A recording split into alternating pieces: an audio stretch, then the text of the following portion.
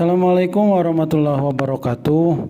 Bertemu lagi dengan saya Dikri Parhami di materi Pendidikan Agama dan Budi Pekerti Fase F kelas 11 semester ganjil dengan materi beriman kepada kitab-kitab Allah Subhanahu wa taala. Dengan tujuan pembelajaran, peserta didik dapat menganalisis makna iman kepada kitab-kitab Allah Subhanahu wa taala dan menyajikan keterkaitan antara beriman kepada kitab-kitab suci Allah Subhanahu wa taala dengan perilaku sehari-hari. Kemudian ini tentang konsep iman kepada kitab Allah. Kitab Allah itu ada 4. Yang pertama kitab Taurat, yang kedua kitab Zabur, yang ketiga kitab Injil, dan yang keempat kitab Al-Quran. Kemudian beriman kepada kitab Allah. Allah menurunkan kitab-kitab suci sebagai petunjuk dan penuntut umat manusia. Selanjutnya pengertian beriman kepada kitab Allah. Iman artinya dengan sepenuh hati bahwa Allah Subhanahu wa taala telah menurunkan beberapa percaya.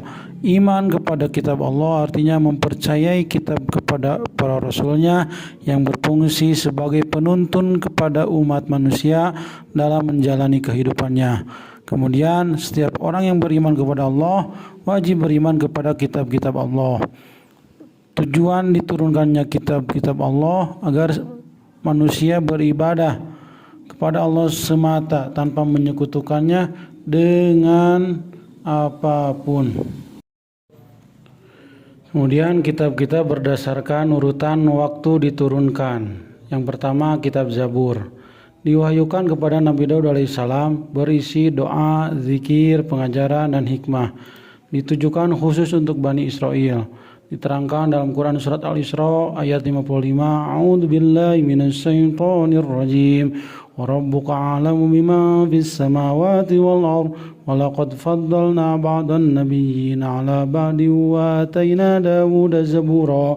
Yang artinya Tuhanmu lebih mengetahui siapa yang di langit dan di bumi. Sungguh kami telah melebihkan sebagian nabi-nabi atas sebagian dan kami anugerahkan Zabur kepada Nabi Daud. Yang selanjutnya kitab Taurat diwahyukan kepada Nabi Musa alaihissalam, berisi petunjuk, cahaya, kebenaran, serta kisah Bani Israel dan kekejaman Fir'aun. Diterangkan dalam Quran surat Al-Maidah ayat 44. A'udzu billahi minasyaitonir rajim. Bismillahirrahmanirrahim. Inna anzalna at-taurata fiha hudaw wa nur. Yang artinya sesungguhnya kami telah menurunkan Taurat. Di dalamnya ada petunjuk dan cahaya. Ditujukan khusus untuk Bani Israel. Nabi Musa hidup di Mesir, Madian, dan Sinai sekitar abad ke-14 sebelum Masehi. Yang ketiga kitab Injil diwahyukan kepada Nabi Isa alaihissalam, berisi petunjuk dan penerangan. Diterangkan dalam Quran surat Al-Maidah ayat 46. Yang terakhir adalah kitab Al-Quran diwahyukan kepada Nabi Muhammad SAW, berisi ajaran Allah Subhanahu wa taala untuk petunjuk dan pedoman seluruh umat. Diterangkan dalam Quran surat Fussilat ayat 41 sampai 42. Berlaku sepanjang masa untuk kebahagiaan dunia akhirat. Kemudian saya akan menerangkan tentang pentingnya beriman kepada Allah, yaitu Al-Quran. Pengertian dari Al-Quran itu adalah firman Allah Subhanahu wa taala yang diturunkan melalui malaikat Jibril kepada Nabi Muhammad SAW dalam bahasa Arab. Membacanya bernilai ibadah dan dijadikan pedoman hidup manusia untuk kebahagiaan dunia dan akhirat.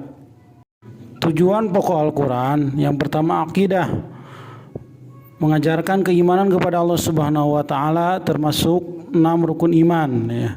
Yang kedua tujuannya syariat, mengatur hukum-hukum untuk hubungan manusia dengan Allah Subhanahu wa taala, baik sesama, diri sendiri, dan lingkungan. Dikenal dengan 5 rukun Islam. Yang ketiga, tujuan pokok Al-Quran adalah akhlak, memberikan panduan perilaku yang baik untuk mencapai kehidupan yang serasi dan harmonis. Kemudian kedudukan Al-Quran, yang pertama wahyu Allah Subhanahu wa Ta'ala, yang kedua mukjizat Nabi Muhammad SAW tidak bisa ditiru oleh manusia, yang ketiga pedoman hidup untuk mencapai kebahagiaan dan kesuksesan, yang keempat korektor dan penyempurna terhadap kitab-kitab suci sebelumnya.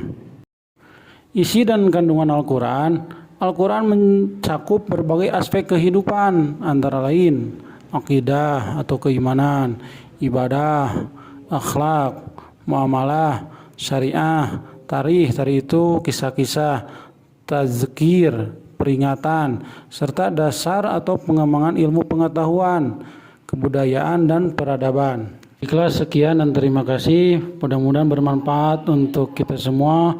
Wallahul muwaffiq ila aqwamit thoriq. Wassalamualaikum warahmatullahi wabarakatuh.